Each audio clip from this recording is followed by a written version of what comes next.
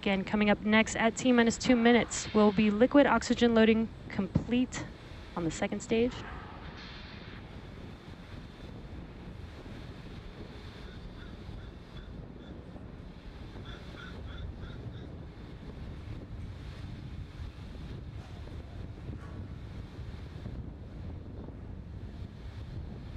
Stage 2 LOX load is complete.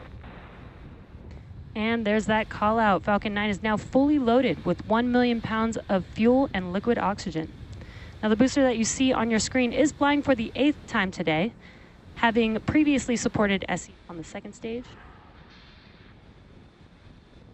1, Hispasat Amazonas Nexus, CRS-27, and 3 Starlink missions. After liftoff and stage separation, the booster is scheduled to land on our drone ship, a shortfall of gravitas, and you can see an amazing view of that on your screen right there. Successfully recovering parts of the rocket allows SpaceX to refly the most expensive parts of the rocket, which in turn drives down the cost of space access. Falcon 9 is in startup. And good call out there. This means that the internal flight computers have now taken over the launch countdown, and now just waiting for the final call from the launch director. LD, go for launch. And great news, the launch director has given the final go to proceed for launch. So let's sit back and watch as Falcon 9 takes our 21 V2 mini Starlink satellites into space.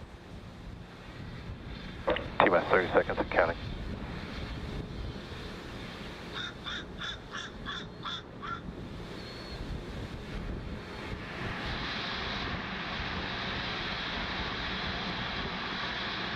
T-minus 15 seconds and counting.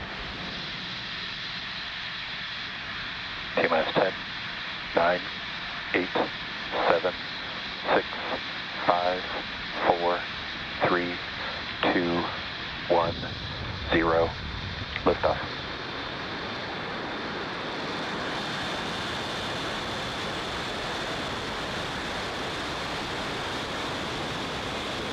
Vehicle pitching downrange. Stage 1 propulsion is nominal.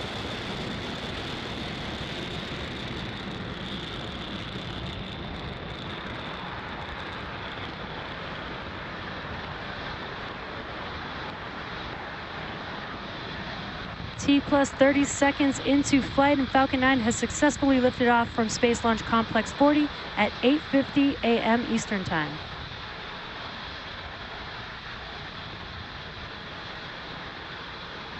Power and telemetry nominal. And we are throttling down the engines in preparation for max Q. Vehicle supersonic.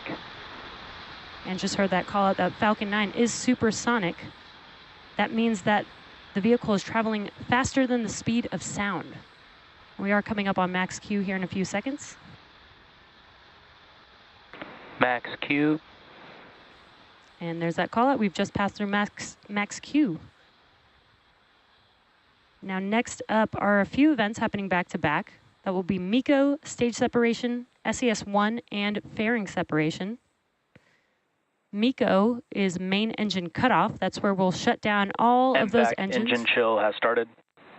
That's where we will shut down all of those engines that you see lit up on the vehicle right now, and that'll prepare the vehicle for stage separation.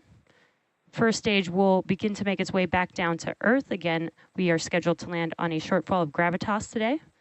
And stage 2 will continue with SES-1, or second stage engine start 1. And that's where we will ignite the MVAC engine on the second stage. Shortly after MVAC ignition, we will also separate the fairing, and the 2 fairing halves will fall back down to Earth.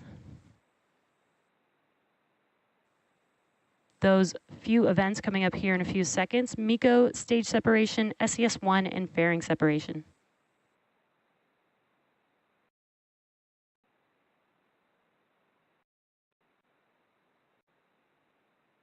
Main engine cutoff. Stage separation confirmed. MVAC ignition. And there we've had MECO's stage separation and the ignition of the MVAC engine.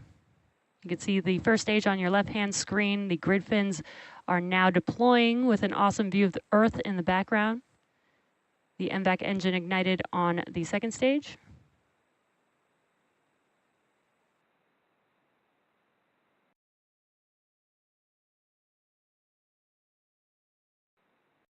Fairing separation confirmed.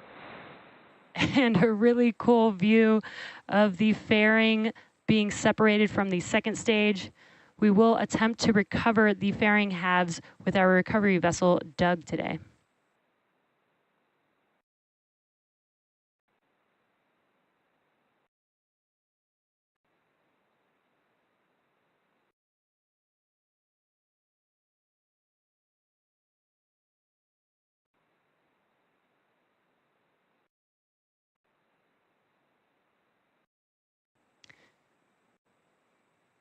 Some really awesome views with Earth in the background. Again, you are looking at your left-hand side is the first stage, and your right-hand side is the second stage, looking at our MVAC engine. Stage 1 is currently making its way back down to Earth. Again, we are scheduled to land on our drone ship, a shortfall of gravitas today.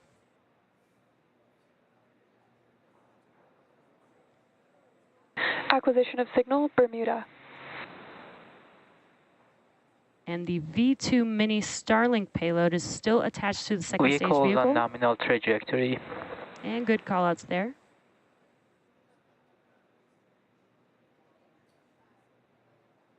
As I mentioned earlier, today's Starlink mission marks SpaceX's 25th mission this year and second launch of our V2 mini Starlink satellites.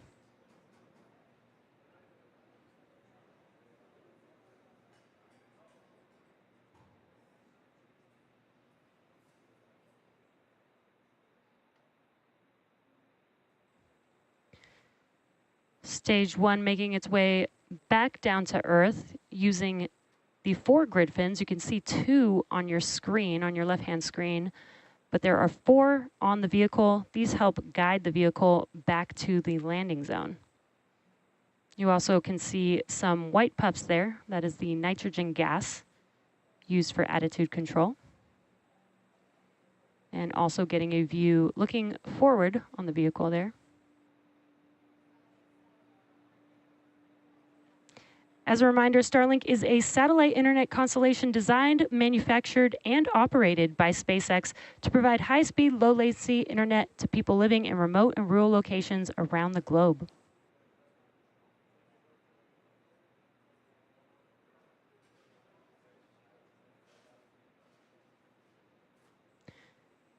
Now, coming up here shortly will be the entry burn for the first stage vehicle. This will be 3 of 9 engines reigniting. Stage 1 FTS has safed. Stage 1 entry burn startup. And there you can see on your left-hand screen, the engines have reignited. This is just under a 20-second burn and helps to slow the vehicle down as it's entering back into the Earth's atmosphere.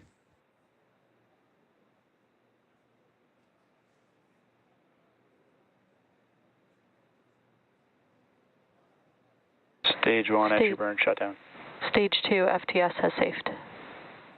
And you can see that the entry burn has shut down. Now, the first stage used to launch our 21 V2 mini Starlink satellites into space today is flying for the 8th time. And it previously supported SES-22, iSpace's Hakuto R Mission 1, Hispasat Amazonas Nexus, CRS-27, and 3 Starlink missions. Now we're just under a minute away from the landing burn on the first stage. This will be a single engine, the Center E9 engine reigniting on the vehicle. The M1D engines have about 190,000 pounds of thrust, so this is just enough thrust to slow the vehicle down right before touchdown. Stage 1 transonic. And you heard that call out, stage 1 is transonic. This means that the vehicle is traveling near the speed of sound.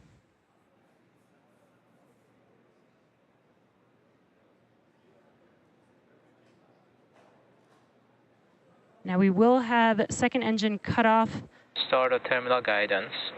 very shortly after stage one Stage landing. 1 landing burn. And there's that landing burn startup. So let's watch as Falcon 9 touches down on our drone ship, a shortfall of gravitas.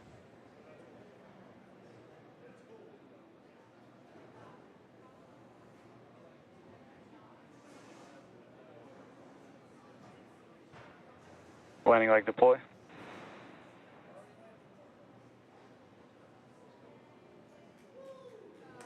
Stage 1 landing confirmed. And some cheers there. The stage 1 vehicle has touched down on a shortfall of gravitas. We got some really awesome daytime views of that landing.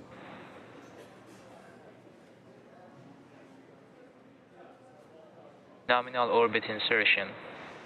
And great call out there. We had second engine cutoff 1, as well as a call out for good nominal insertion. Now this landing for Falcon 9 marks our 186th overall landing of an orbital class rocket, including Falcon 9 and Falcon Heavy missions. And with confirmation of successful first stage landing and second engine cutoff, that wraps up our coverage for now. Be sure to check our social media for confirmation of Starlink satellite deployment. Thank you for watching, and we'll see you again soon. Expected loss of signal, Bermuda.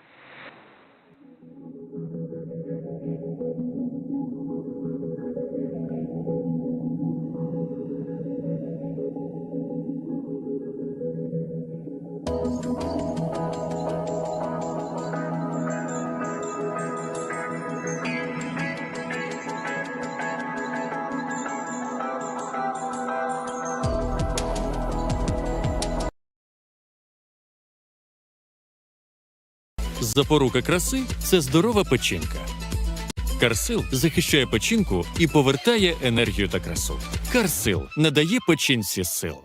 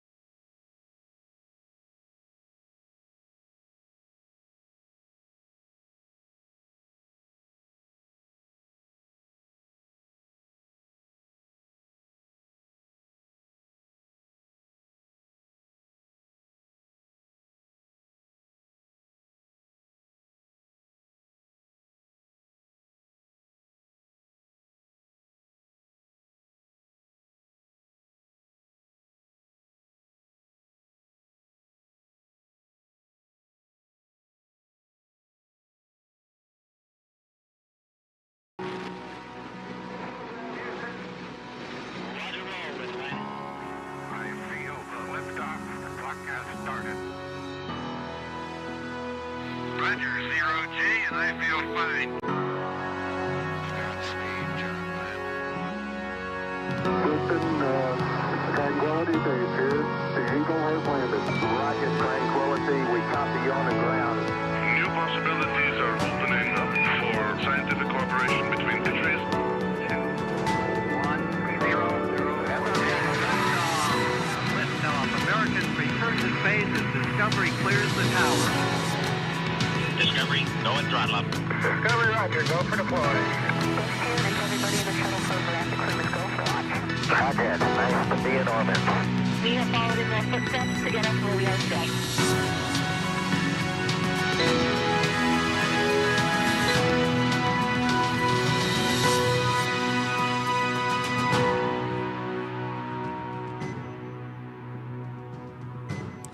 Hello, everyone. Thanks for tuning in to the NASA SpaceX Crew 6 mission, a long-duration rotational mission to the International Space Station. Houston on Space 302 for Josh. Pausing for some comms at the moment. Go ahead on 2, David.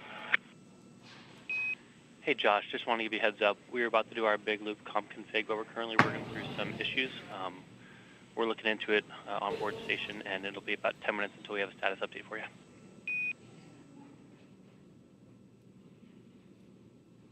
Okay, copy that. Thanks. All right, so starting off strong, right off the back. Right in the middle of the action. Live view there of SpaceX mission control, just right behind us, actually. Just some back and forth between the crew and the core. And actually, right now, all 4 astronauts are in Dragon Endeavour, and we are getting ready for the approach initiation burn as they make their way to the International Space Station. That's right. And in fact, we're very close to the International Space Station at this point. This is actually one of the final burns that gets us into that approach ellipsoid, and that's really where joint operations begin with the International Space Station. That communication we heard right off the top of our broadcast today was the Capcom in Mission Control Houston talking with Josh Cassada, one of the NASA astronauts aboard the International Space Station. That big loop configuration is a communications loop that includes the International Space Station, the crew aboard the Crew 6 Dragon, as well as the control rooms in Houston for the International Space Station, as well as here in Hawthorne with the Dragon teams. We're now less than a minute away, actually, from the initiation of that approach initiation burn. It's about a 90-second burn, and again, it's a very important burn that gets us into the approach ellipsoid and officially begins those joint operations. The teams across the board at this point have already pulled go, so we're just going to stand by and wait for that go for the approach initiation. You can see they've been making incremental boosts over the past 24 hours to get up to this point, 7 kilometers away. Control F8 was not required to get to the correct reference frame. That actually took me to the wrong reference frames.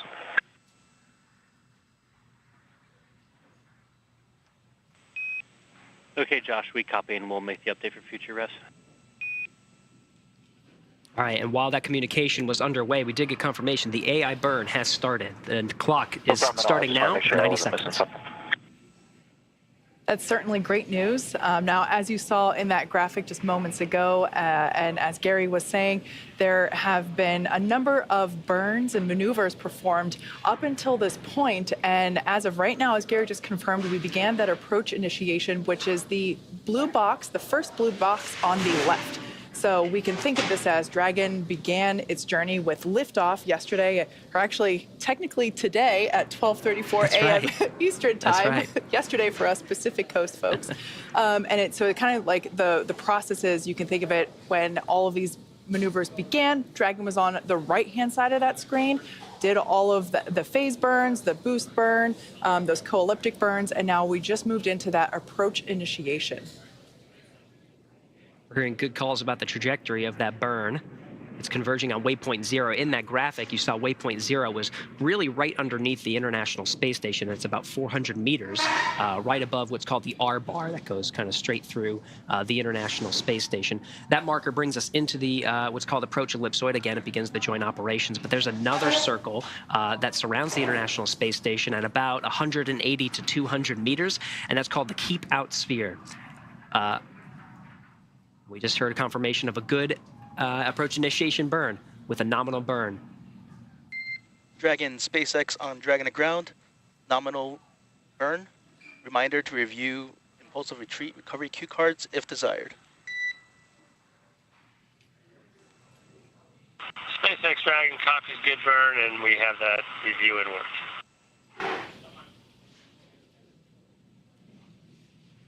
All right, and that call was communicated up to the crew. That propulsive retreat just allows the crew to take control if they were to find anything off nominal from what we've seen so far. But we did hear from the flight controllers here in Mission Control Hawthorne that the trajectory has converged onto waypoint 0. That's that marker I was just talking about right underneath the R bar. So we're looking pretty good. There is an out-of-plane burn or a mid-course maneuver burn just in case we were to steer off course from that convergence onto waypoint 0. But right now we're looking pretty good, Kate. Yeah.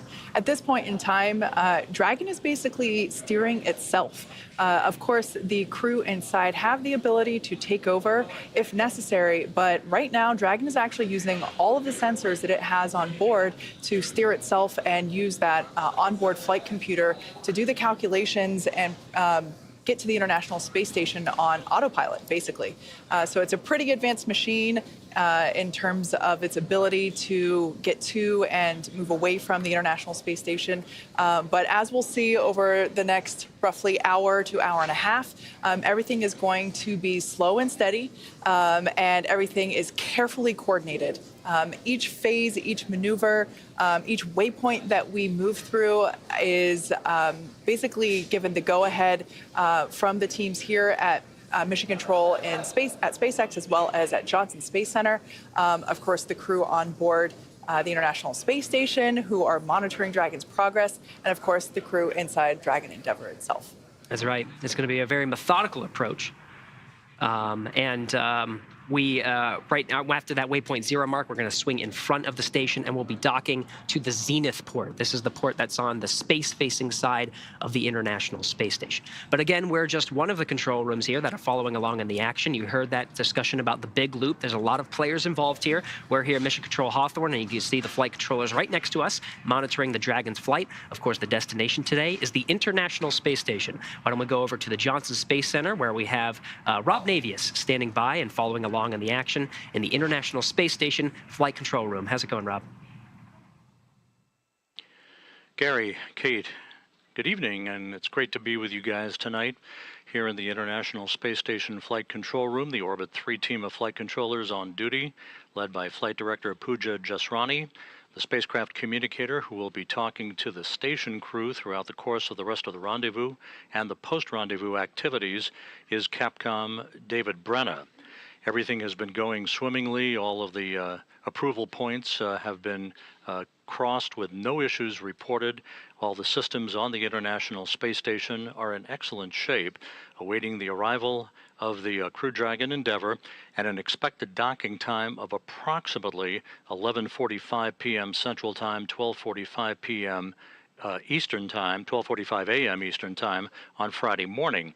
Once the docking occurs and the hooks are closed to form a hard mate between Endeavour and the the Zenith port of the Harmony module of the International Space Station, there will be leak checks on both sides of the docking interface, followed by the opening of the hatches and a subsequent welcoming ceremony as the Crew 6 quartet arrives on board to begin their half year on the International Outpost.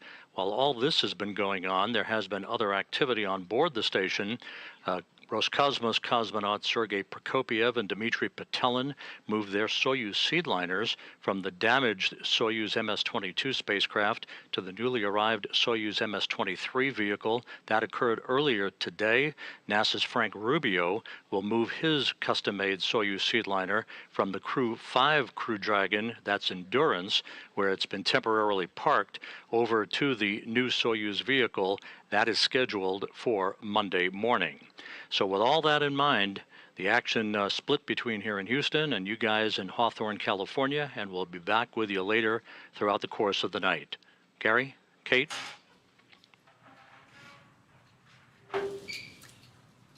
All right, thank you, Rob. Now, of course, we're waiting, and hopefully we'll be getting views of the Dragon from the International Space Station Fingers soon. crossed. But really, this has been, it's been quite a long journey for the crew. We're coming up on about 24 hours, and it started, like you said, Kate, yesterday for us, but of course it was the same day. Launch day preparation started early for those crew members. About 4 hours prior to launch, the crew completed their final medical checks before joining the SpaceX teams to get into the spacesuits. Dragon SpaceX on Dragon ground for suit donning.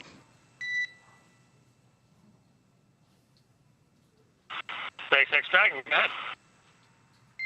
Hey, Steve, we're just looking for status on suit donning for seats 1 and 4. We're just finishing up our time checks now, and we'll be done in less than a minute. Copy all. Do we have permission to bring cameras back on board? And you have permission to bring cameras back on board. Copy. And just as an update, ground team is still working through big loop configurations, but we are still go in this config through waypoint 2. SpaceX Dragon copies. Thank you.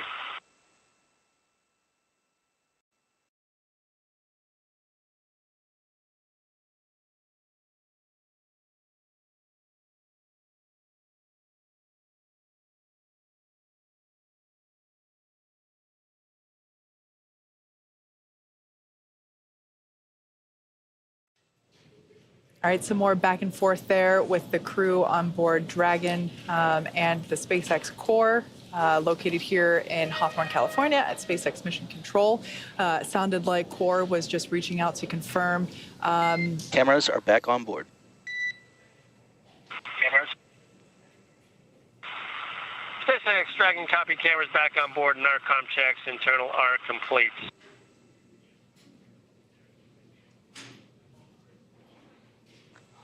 Copy all. So it sounded like the core just wanted to check in to see if Sultan and Andre had completed putting the process of putting their suit on, or suit donning. And of course, they checked that prior to turning the cameras back on in board. So hopefully, fingers crossed, we should get some live views coming from Dragon Endeavour from inside the capsule. That's right. Now, this is we're more than 24 hours from when they were actually getting ready to be at this point and get ready to dock with the International Space Station. This is a view from 24 hours ago after suit up in the NASA and Operations and Checkout building. You can see the crew walking out, waving to some final farewells to their family and friends who were waiting outside. After waving, they got in their Teslas and made the approximately 20 to 25-minute trip out to pad 39A. Helen Hadsell was able to win any competition she took part in. She was known as the contest queen because she had won 7 trips to Paris, boats, houses. She would basically take part in any sweepstake she read about, any contest, and she would just win.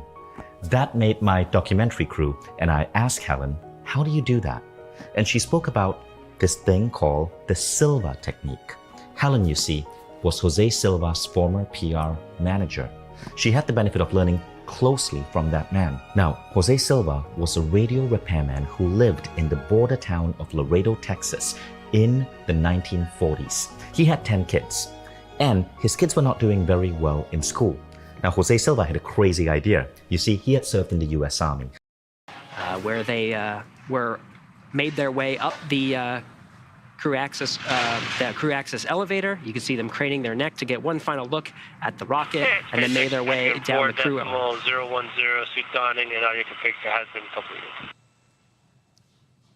See again to the side hatch there. Copy. Suit donning complete. And of course, the suits that they're donning, you could see in some of the views from yesterday, right before launch. And you heard that confirmation. Now back with the live action after approach initiation burn. The suits that you just saw in that clip from 24 hours ago, that's the suits that they're wearing in the position that that we showed in that recap video. You saw the commander and pilot, Steve Bowen and Woody Hoberg, in the center seats, flanked by the mission specialist that you were mentioning, Kate, Andrei Fedyaev and Sultan Al-Niyadi.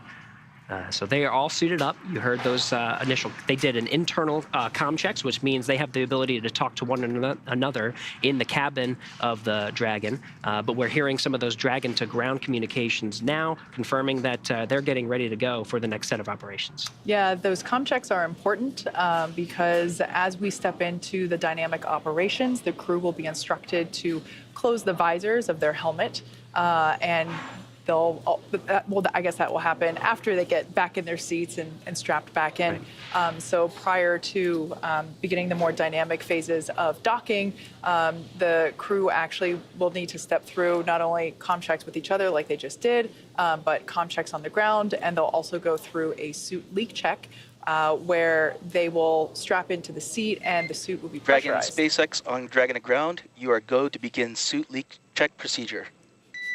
Right on cue. It's like I planned it. SpaceX Dragon, go to perform suit leak check procedure. That's in work.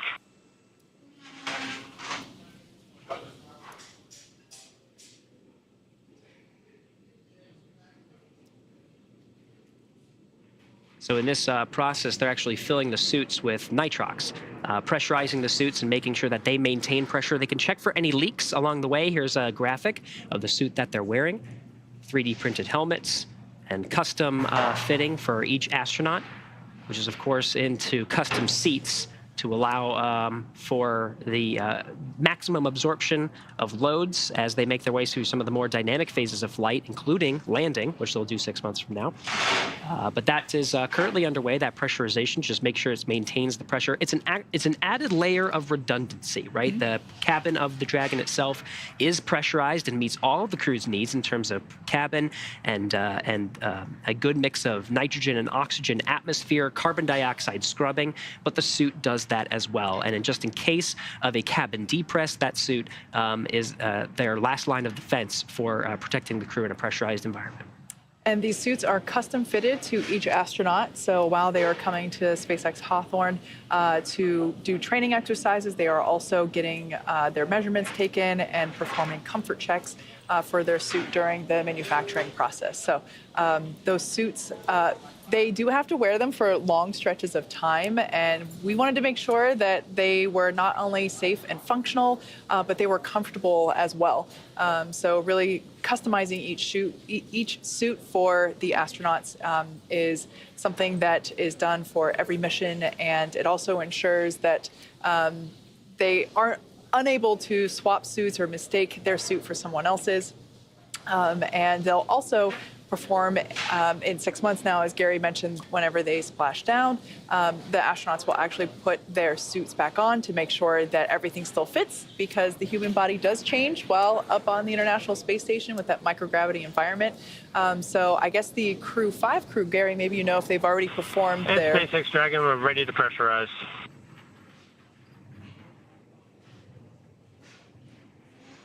It's just an indicator that the Crew 6 astronauts are in their seats. Dragon, you are go to initiate suit leak check. Go to initiate suit leak check. Dragon copies. So that's Commander Steve Bowen giving the indication that they are going to step into that leak check for the suits. As Gary mentioned, that is a nitrox mixture that will be pushed through. It's the same stuff that's used in scuba tanks for our scuba divers out there. And it's also cooled to help keep the astronauts comfortable while they're sitting in their seats.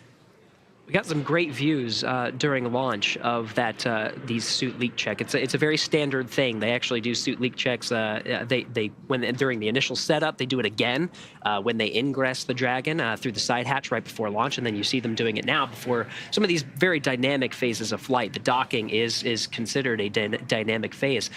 We got some great views when we were watching launch, and you can actually see the suits themselves start to inflate, get a little puffy.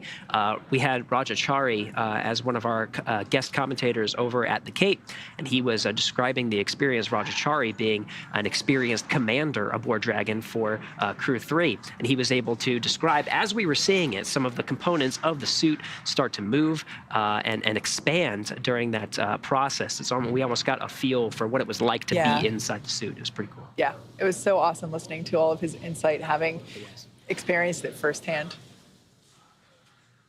So at this point in time, the astronauts are in the leak check for their suits. This is to confirm that basically all the zippers are in place. If the leak check comes back for one of the seats or one of the suits, indicating that it's not holding pressure, they would have to go through and just make sure that all the zippers are in place and make sure that there is no damage to the suit. And it's, as Gary mentioned, just a standard part of the procedure. It usually takes a couple minutes to complete. As we said, we bring the suits up to a certain pressure, and then we let it sit there, and we basically measure the amount of decay or leakage that is spread out by the measurements. And hopefully we're going to be hearing pretty soon that there is no leakage or decay, and that we'll have 4 good suit leak checks. The timing of this is very precise. The reason that they're doing this right now, after this major burn, of course, but it allows just enough margin for the crew to assess the leak checks, but then perform any mitigation strategies just if necessary, if they need to redo a check, because we're getting into the dynamic phases of flight. But once they confirm that they have a good suit leak check, they are in those seats for the remainder of flight. This is, of course, a very important milestone that we just passed, that approach initiation burn that gets us into joint operations. Once they're in there, they remain in the seats, strapped in throughout all phases of flight. Now, throughout the 24-hour journey, up to this point, they've been able to float about the cabin. They even had a sleep period and got to sleep in whatever position that they wanted to, either in the seats or they have the ability to strap themselves to one of the walls in sleeping bags, whatever makes them comfortable. But at this point, during the very dynamic phases of flight... Dragon leak check complete, all suits are nominal. That's a great call. Dragon, copy and concur. All right, good news there. Sounds like all 4 of those suits had good leak checks. So at this point in time, Dragon is going to continue its coast as it heads towards the opportunity for mid-course correction and ultimately waypoint 0. But as of right now, hopefully we'll be able to get some live views inside the cabin soon. But the Crew 6 astronauts are in their seats, they're buckled in, and we've just completed 4 successful suit leak checks. So the visors are down, and as Gary said, this is basically how they will remain until docking is complete, as it is a dynamic portion of the overall flight. You know, we keep talking about the Crew 6 astronauts, but why don't we get to know them? We'll start with the commander of Crew 6, Steve Bowen. Steve Bowen was born in Cohasset, Massachusetts. He holds a bachelor's degree in electrical engineering from the U.S. Naval Academy and a master's in ocean engineering from the Joint Program in Applied Ocean Science and Engineering at MIT and Woods Hole Oceanographic Institution. In July 2000, Bowen became the first submarine officer selected as an astronaut by NASA. This will be Bowen's 4th trip into space as a veteran of 3 space shuttle missions, STS-126 in 2008, STS-132 in 2010, and STS-133 in 2011. Bowen has logged more than 40 days in space, including 47 hours, 18 minutes during 7 spacewalks. As the mission's commander, he'll be responsible for all phases of flight aboard Dragon from launch to reentry. As for our pilot, Woody Hoberg is from Pittsburgh, Pennsylvania. He earned a bachelor's degree in aeronautics and astronautics from MIT and a doctorate in electrical engineering and computer science from the University of California, Berkeley. He is also a commercial pilot with instrument, single engine, and multi-engine ratings. Dragon SpaceX on Dragon to ground for big loop config.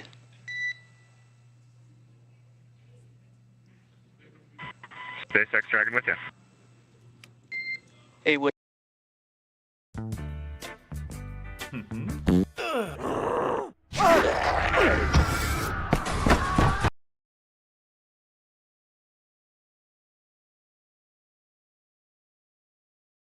Include the flight surgeon. They ride along, and then in the 3rd Tesla, those astronauts are with a 2nd closeout lead. They take some of the closeout team with them on the way to the pad. And take a look at the license plate. We saw a lot of work there with the 0.7 million pounds of thrust, divided by the 9, rolling with the engines in the first stage. Hearing good calls, stage 1 propulsion is nominal.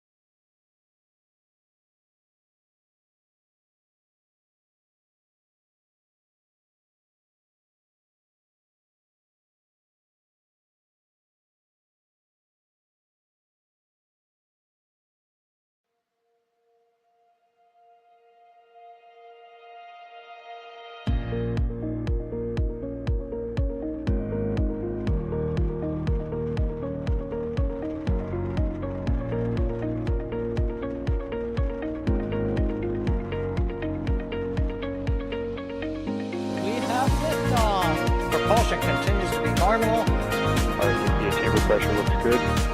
Traveling up. Roger, roger, planet. Water towers can fly! Yes! Tango down to nominal. Flight outside SCE off. Bring in SCE off. Yikes. You bet. Concur. We don't need any more of these.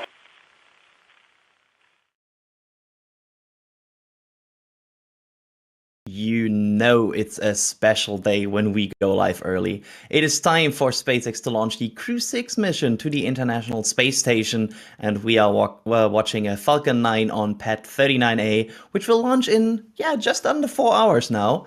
We will make sure until this countdown reaches its 0 time, we will answer all of your questions until then and cover everything you need to see and know before the crew will reach orbit. My name is Adrian Bile for NSF, and I'm your host today, and I'm here in the studio together with Alicia. Alicia, how are you doing? Thrilled to be here with you guys. Super excited for Crew 6, especially the 3 first-timers on board. And hello to everyone tuning in tonight, especially those of you who maybe it's your very first launch. Welcome. Thank you for joining us. And we sure have everybody on board for today's launch, because we are not only here in the studio with 2 people, but we also have Mr. Michael Baylor in the background, making sure that everything here is properly covered and we see all the amazing scenes today. So hello, Michael. We also have Kevin Michael Reed in the background, who's also doing that. So we have 2 people here on deck for all the producing and directing. And then we have loads of people in the field. I will start with Mr. Thomas Burkhardt. Thomas, how is Florida? Oh, it's a beautiful Florida night here, Adrian. Thanks. I'm actually here outside the Neil Armstrong Operations and Checkout Building, where we are awaiting those 4 astronauts to come out from their crew quarters after completing their suit-up procedures and get ready to board some Teslas and make the ride over to pad 39A. So that's where I am starting my evening, and we're looking forward to the launch later tonight. Yeah, you really see, like, we will cover every angle we can cover, and you will not miss anything here. We also have in the field Chris Gebhardt. Chris, how are you doing?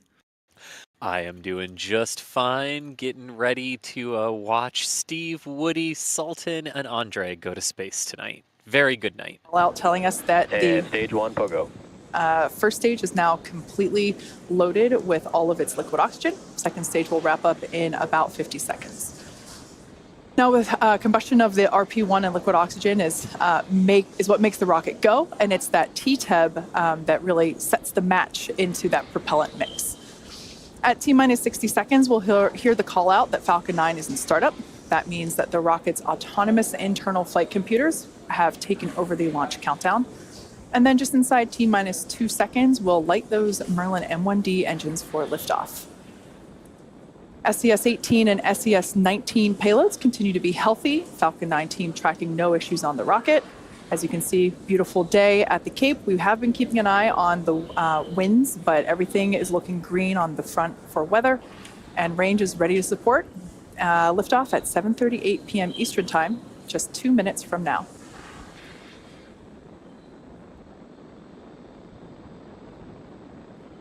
Standing by for a call out of box load complete on the second stage. Should be wrapping up momentarily. Now, for some reason, we're unable to launch today. We do have a backup opportunity. Stage 2 box load is complete. All right, there's that call out telling us stage 2 is complete. That backup opportunity is tomorrow at the same time. So with that, we're proceeding into the final minute and 30 seconds into... Ground gas close up. As I said, the Falcon 9 is completely fueled, or excuse me, is completely loaded with all of its fuel and propellant. The white clouds that we see around the vehicle are totally normal. It's just that liquid oxygen coming into contact with the ambient air. Falcon 9 is in startup. All right, so there was that call out indicating that the onboard flight computers have taken over the launch countdown. Standing by for launch director go. SpaceX, LD, go for launch. And there was the final go for launch today coming from our launch director. So now coming up to T-minus 34 seconds until liftoff. All systems are go for launch of Falcon 9, 30 seconds and counting. carrying SES-18 and SES-19. Let's listen in to the final seconds.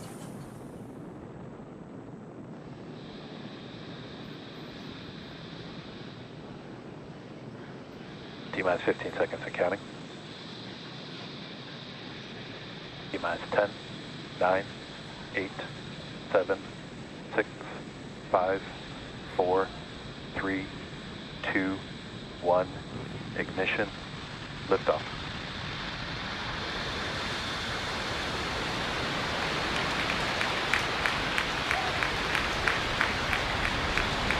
Vehicle is pitching downrange. Stage 1 propulsion is nominal.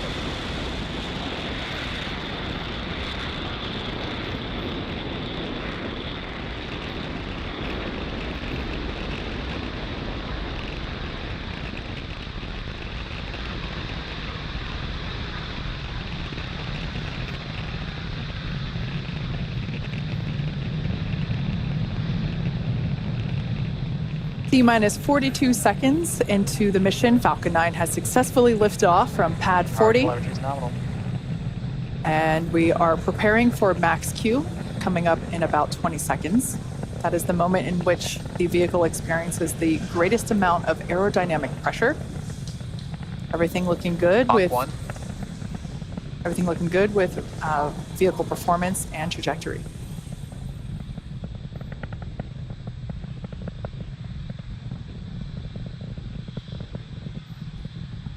Max Q. All right, there's that call telling us that we're now past the point of maximum aerodynamic pressure. We also heard the call out a few seconds before that for Mach 1, telling us that the vehicle is traveling faster than the speed of sound. Coming up, we have 3 events happening in quick succession for those of you that have watched our webcast. Engine chill has started. Those familiar with our webcast, this will be very familiar. We have main engine cutoff, or MECO, stage separation, and SES-1, or second engine start 1. Main engine cutoff is where all 9 M1D engines, which you see right now fully lit, they will shut down, and that will help slow the vehicle down in preparation for the next event, which is stage separation. And that's where the first stage... Vehicle is following a nominal trajectory. First stage will separate from the second stage. Right after stage separation, the first stage will start its journey back to Earth, targeting a landing on our drone ship. Just read the instructions. During that time, stage 2 will continue on its journey with the third event, second engine start 1, or SES-1, and that's where we will light the single MVAC engine, and it will propel the second stage along with the SES-8. Main engine cutoff. Confirm stage separation.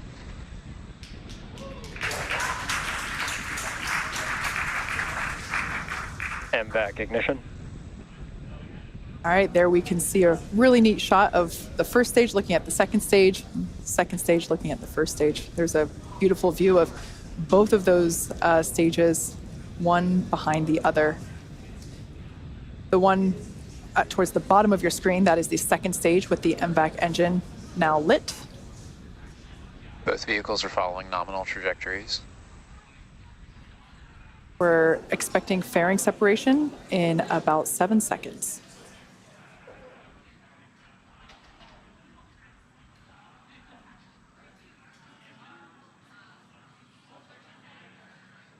Коли важко зупинитися на одному шматочку, Креон – їжа з любов'ю та легкістю. Ей, ти куди з ковбасником? Кабаносам норм без холодоса. Це ж кабаноси від Дмитрук. Ну ти шо? Confirmed fairing separation. And there we can see those fairing halves have separated. This was the 7th flight for one fairing half and the 3rd flight for the other fairing half. We're now T plus 3 minutes and 45 seconds into launch.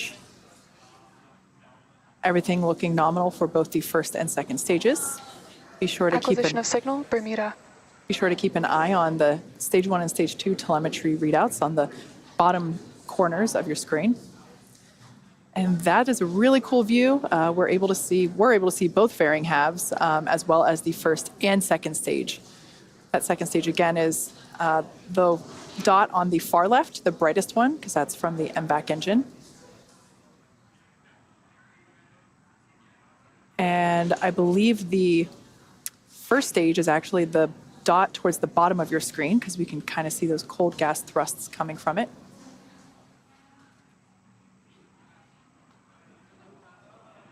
There on the left-hand side of your screen, we have the first stage, right-hand side, beautiful orange glow of the MVAC engine on that second stage. As I was saying, keep an eye on the telemetry there in the bottom. Both vehicles continue to follow nominal trajectories. On the bottom of your screen, we can now see that first stage has reached its apogee, that altitude there. It seems like it's hovering. It's basically at its apogee. It will slowly, but then more quickly lose altitude, indicating it's on its way back home to Earth. In order to complete today's landing, the first stage has 2 more burns left. Next up is the entry burn, where 3 of the Merlin engines will relight. That helps to slow the stage down as it re-enters the upper part of the Earth's atmosphere. Over the next few minutes, you can also spot how the first stage uses its grid fins. A beautiful view there of those grid fins. Those grid fins help steer the vehicle to its landing coordinates. Falcon 9 is equipped with 4 hypersonic grid fins, and they're positioned near the top of the first stage. You might also notice those white puffs of gas coming from the top of the first stage. Stage 1 uses quick bursts of nitrogen gas to help with the orientation and attitude control.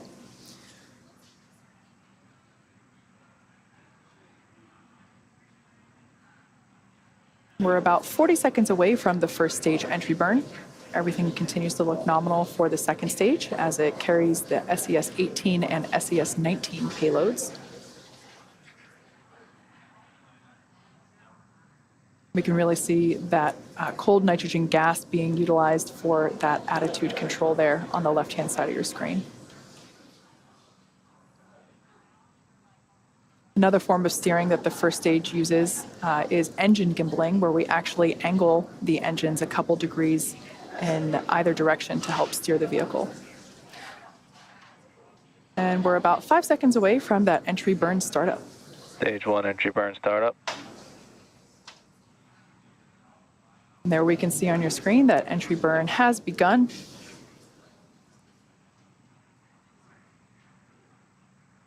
This burn Stage 1 flight termination system is saved. This burn lasts for about 23 seconds. 5 seconds remaining.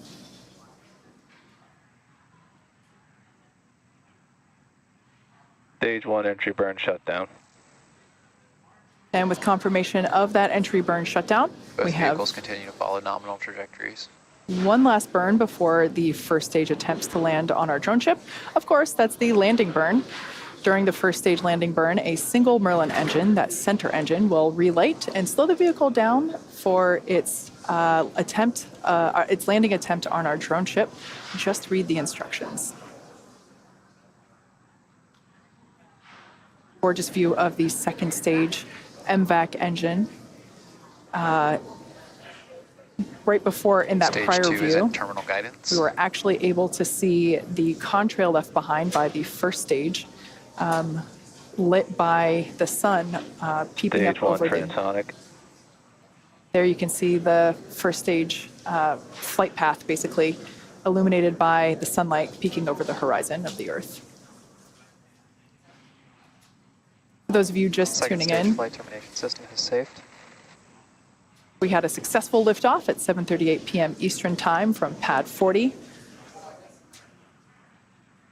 We expect second engine cutoff 1 and first stage landing to occur within seconds of each other.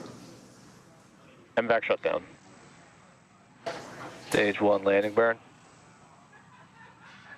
And there we can see the landing burn has begun, as well as that second engine cutoff confirmed. Nominal parking orbit. And we just heard the call out for Stage good 1 orbit. landing light deploy.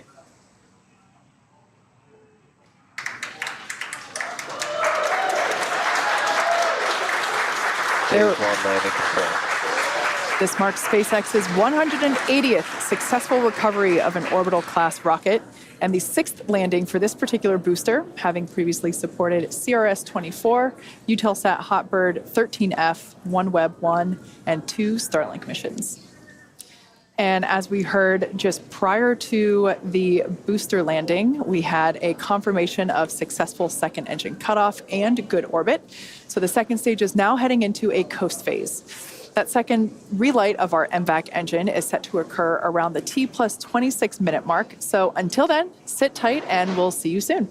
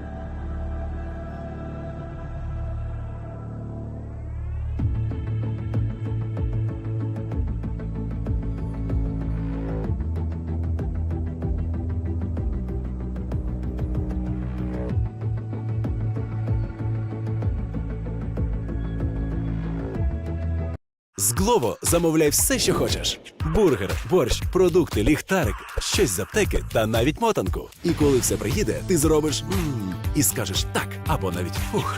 Завантажуй додаток та замовляй. Glovo. Везе тобі все. Hi. I want to sell my year's legendary hero.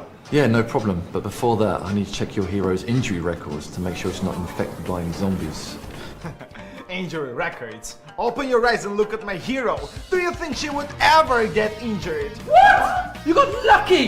She's the strongest hero in the game! Our apologies. I'll give you 400 draws for lucky. Only 400 draws? Then 500 draws! No, I want 777 draws plus 4 bundles with lots of survival resources for all players who have seen this video to receive. My dearest followers, click on the link below this video and you'll get 777 draws as well as 4 gift codes: SOS 2023, Treasure 2023, Lucky 2023. Go get your hands on the strongest State hero. of survival. Play now.